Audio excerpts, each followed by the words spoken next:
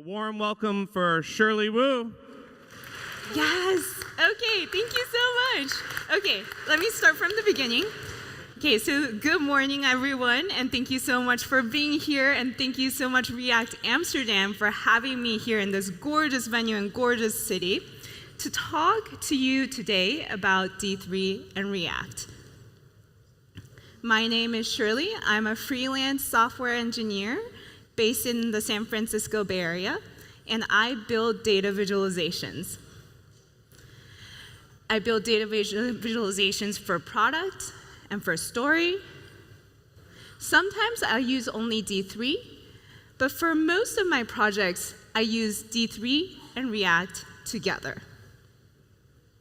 So whenever I mention D3 and React, I very often get the question, who gets control of the DOM? After all, React has the virtual DOM, so if we want React to keep track of the updates for us, they need access to the DOM. And D3 is a library for building data visualizations on the web. So of course, they need to render to the DOM, right? Actually, D3 only needs access to the DOM in 3 different places. First, with transitions, which are animations from one data state to the next. And in this case, we tell D3 all of the attributes that we want to animate. And D3 goes and calculates all of the in-between states for us and updates directly to the DOM so that we don't have to. Number 2 is with axes. And it's quite a repetitive task. If every single time you need an axis, you have to make those little ticks and little texts in SVG. So we tell D3 exactly what we want, and it does all the work for us. And finally, with brushes, again, like axes, it's quite repetitive. If every single time we needed a brush interaction, we have to go and create those draggable events, and then also all of the brushable elements. So we tell D3 what to do, and D3 goes and creates all of the elements in the DOM for us. And for all of those things that we so commonly associate with D3, things like layouts, so trees and tree maps, chord diagrams, force layouts, geo and maps, shapes like line charts, area charts, pie charts, all of those things that we so most commonly associate with D3 doesn't actually need access to the DOM. Instead, what's happening is that we give D3 our raw data, and D3 gives us back that same data, but now with information that we can use to render to screen space. And that, to me, really is the magic and power of D3. That we give it raw data, that it transforms raw data, perhaps things like average temperatures in a city across a year, and it translates that into screen space, into XY positions, into colors, into radii. And it abstracts away for us all of the tasks that are so common and so repetitive for creating data visualizations in the web.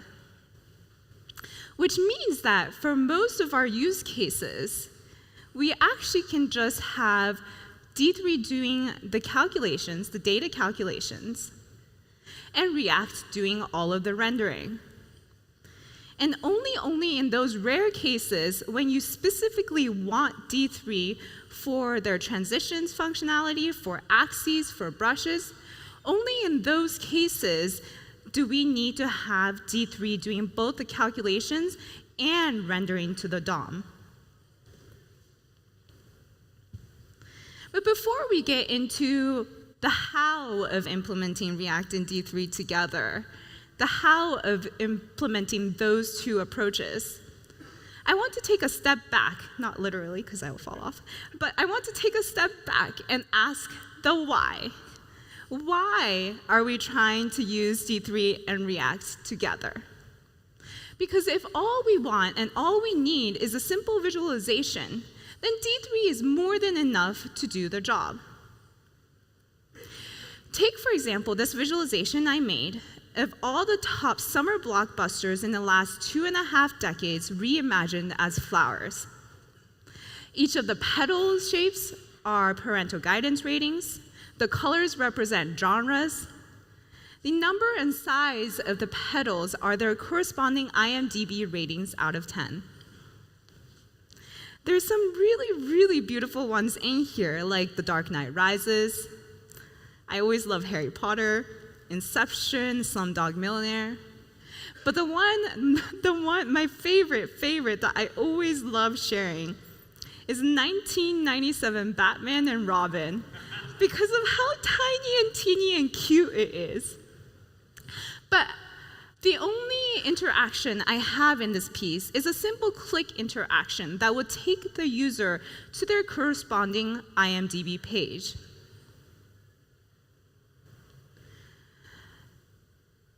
This visualization, the 4 years of vacations and 20,000 colors, is a personal project of mine. And it's one of my absolute favorite pieces because I feel like I learned so much about myself. But what it is I have 4,000 images that I took throughout my vacations. I pulled out the 5 primary colors from each of those photos, grouped them by the trip that I was taken on, and arranged them by the day of the trip. And the reason why it's one of my favorites is because I learned so much about myself. So I've always known that I love taking pictures of nature. So lakes and mountains and trees and oceans. So all of these blues and greens made a lot of sense to me when I was building out this visualization. But I was really, really confused as to why I had so many reds and oranges. And when I went in and took a look at the underlying images, it turns out they were all food pictures. So I really learned how I travel, which is that, for example, this 2014 trip to Tokyo, apparently all we did was eat. And this one to Iceland was a good balance of glaciers, gorgeous glaciers and lakes, and eating. But as you may have noticed, the only interaction in this piece is a hover interaction whenever I go over a day, and it shows me the details. So I use D3, and it's more than enough if I'm just trying to make a visualization with hover, click, and other simple interactions. But if instead what I want to do is take those interactions a step further, if I want to create a whole UI around those visualizations, then that's when React comes in really useful. This is a simple expense app I created to show the power of React and D3 together. Each of these circles are a category. Each of these dots represent an actual expense I made in June of last year.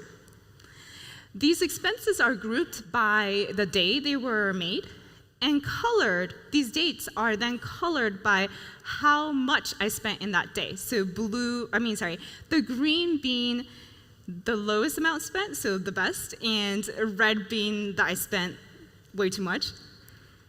And I can toggle through different weeks. I can drag an expense over a category to link them, and again to unlink them. I can drag an expense to a different date to edit it, and you can see that the background color of the date updated accordingly. Can, of course, drag it back. And this is my absolute favorite interaction I made, which is you can also add a category. So maybe parking, coffee, and of course, you can drag it back over to delete it. In this project, I use React with D3 to update all of the visualizations right away with each user manipulation of the underlying data. I also got to work on this visualization of viewer brain data as they were watching the final US presidential debate in 2016, where there's a timeline up top colored by who was speaking, and the user can drag the timeline to focus on a specific point, select any of the demographics, and then hover over the detailed timeline to dig into the details. With this visualization, I use React to link multiple parts of the visualization together so that an interaction with one part of the visualization will effectively update the other parts. And finally, an interactive visualization of every line in the musical Hamilton, where as the user scrolls, the dots fly apart and come back together, and each of these dots represent a set of lines sung by a specific character. And as they keep scrolling, I share with them the analysis I've done, as well as the tool I used and what I've learned, until they get to the very end, where I give them the whole exploratory tool that I've used for my analysis, where they can filter by any set of characters, conversations, and themes, and dig into the remaining lines to do their own analysis. For this one, I use React with D3 to manage that initial user scroll and to also manage the state of the final exploratory tool. So I use React with D3 when I want to componentize my visualizations and also to manage state as the user interacts with my visualizations. Now that we've talked about the why of using React and D3 together, I want to get into the how of using them together.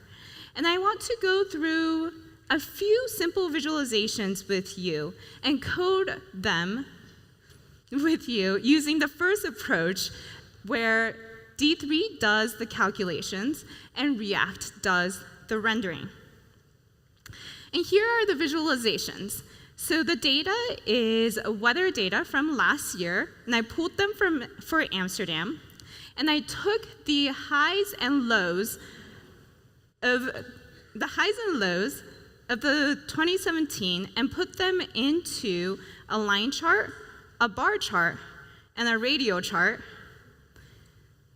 And I also made it so that you can see the same data for San Francisco and New York. And what I'm going to do right now is to live code this in front of you, which is always really nerve-wracking, so please go easy on me and excuse me for any tiny mistakes, and please give me lots of encouragement because that, oh, thank you so much. Yes. Thank you. Yes. Okay, thank you so much. So this is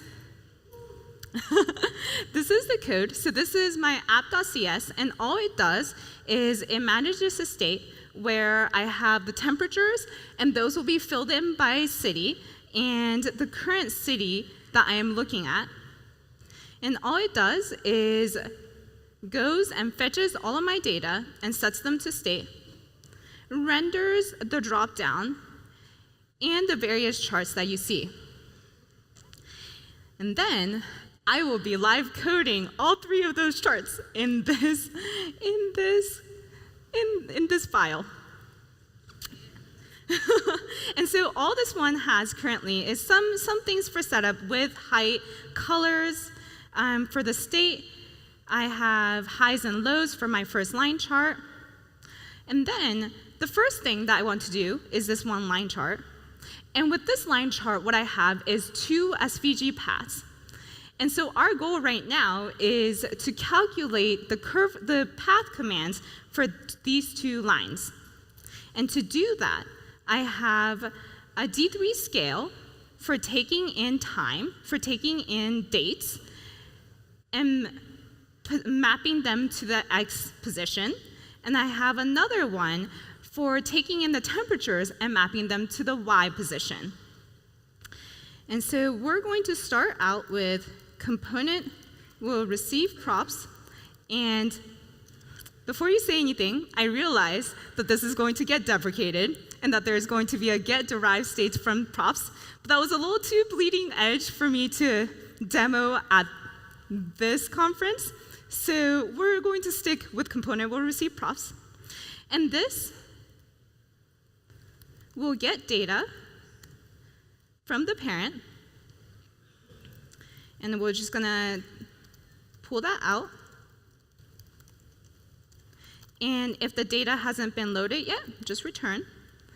And the first thing we're going to do is update the scales. For the X scale, what I'm going to do is get the min and maximum of the time. And D3 has a nice functionality for doing that. So I do d.date.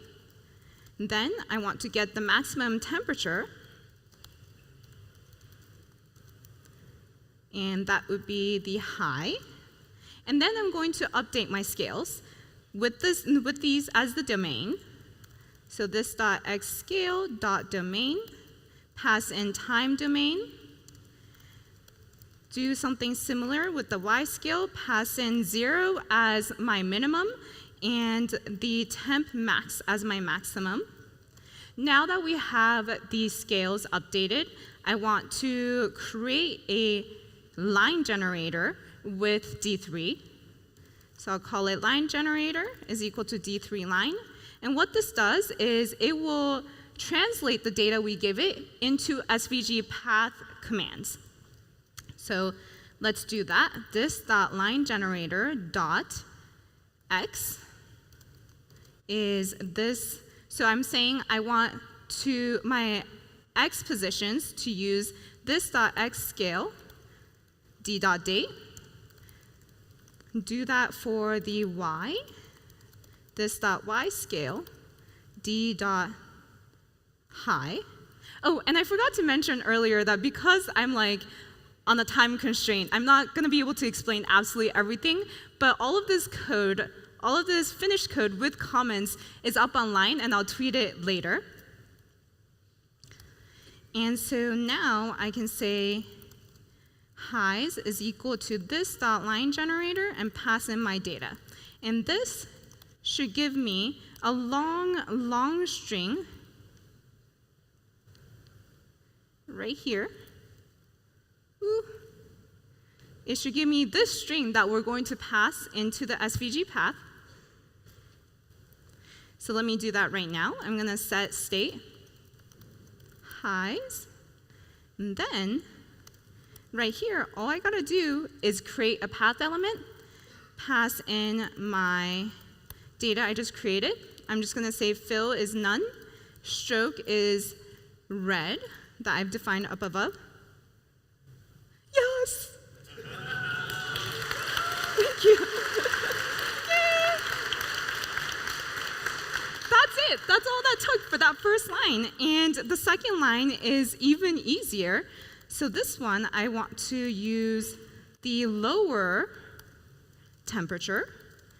I'll call it lows. And then pass it in. Create another path element, this time using the lows data. Make the stroke blue.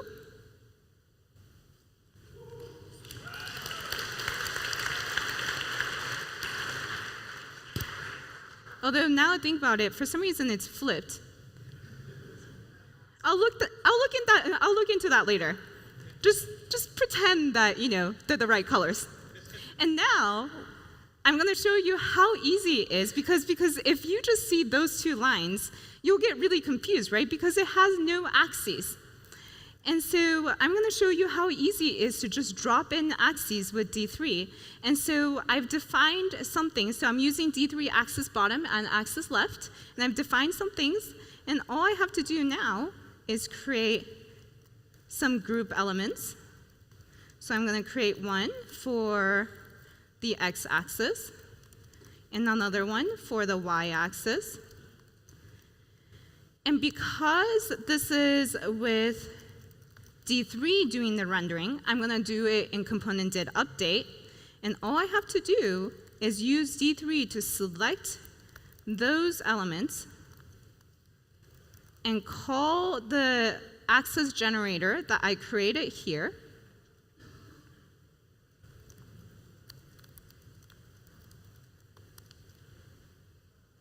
Look at that. Look at that above. And you might notice that they're in the wrong place. So all we have to do is translate it. So we don't have to translate anything in the x position, but we just have to translate it height minus margin dot bottom. And then there you go. Another one, and then let me just copy and paste for the y-axis. And then let me also make sure to transform them correctly. This time with margin dot left, nothing in the y direction. And that's it. Well, it's a little bit off.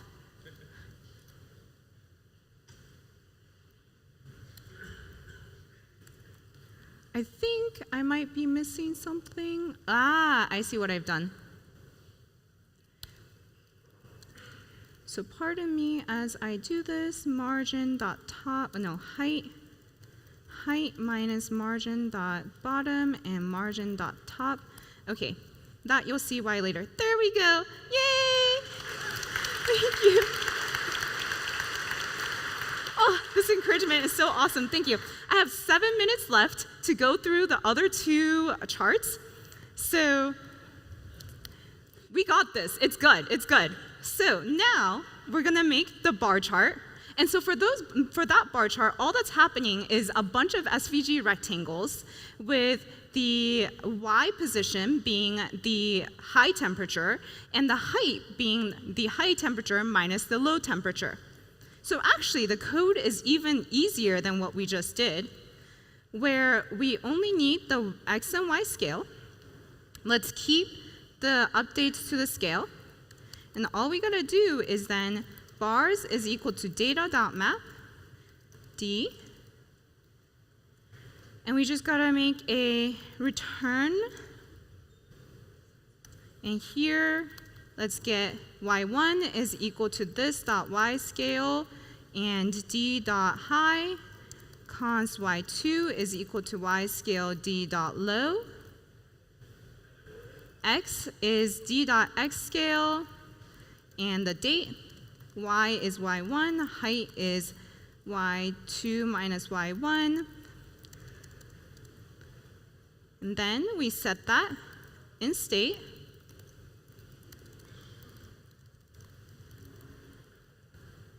And here, we take the data we just created, we loop through them, this dot state dot bars dot map d. And for each one of them, we want a rectangle with x is, d dot x, y is d dot y. Width, I'm just gonna set it to 2. Height is equal to d dot height.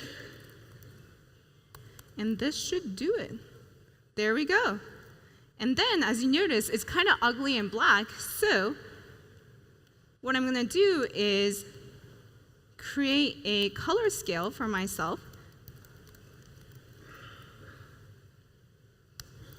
Get the average temperature as the domain for the color. This dot color scale, set that as domain.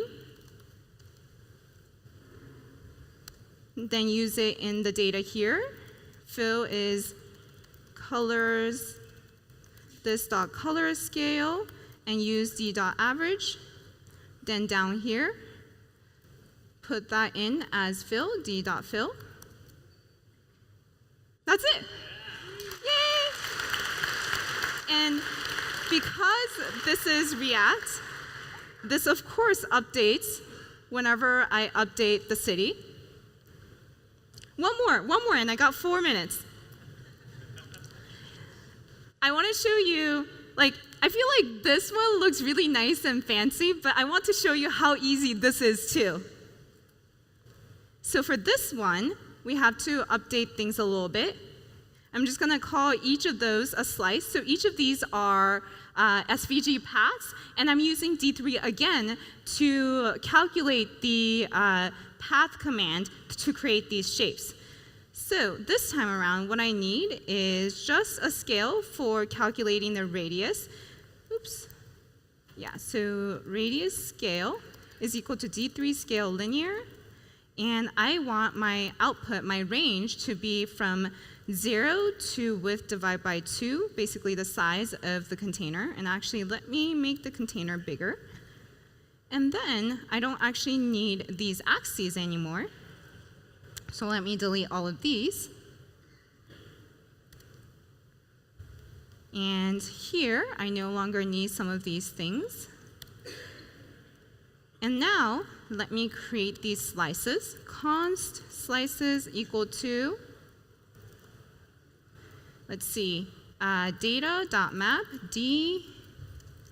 And then here, I'm going to make some path commands is equal to, hold on. I also need a arc generator is equal to d3.arc. And let's use that arc generator and pass in some data. So I want my start angle. There we go. So start angle to be per slice angle is equal to 2 time math.pi divided by the length of the data. So I want my start angle to be I times that. I times per slice angle. And I want my end angle to be I plus that slice angle. I want my inner radius to be the low temperature. So that means this dot radius scale, pass in d dot low, and I want my outer radius to be this dot radius scale d dot high. And this will give me back a string for SVG path, but I also want some colors. So what I'm going to return is this path and the fill, which was just colors, this dot color scale, d dot average. And now, if I've done everything right, all I have to do is this dot state dot slices dot map d and return path, where d is the path that we just calculated. Fill is also what we just calculated. Wish me luck, wish me luck. No! This dot arc generator. No. What am I doing wrong? Oh, this dot radius scale.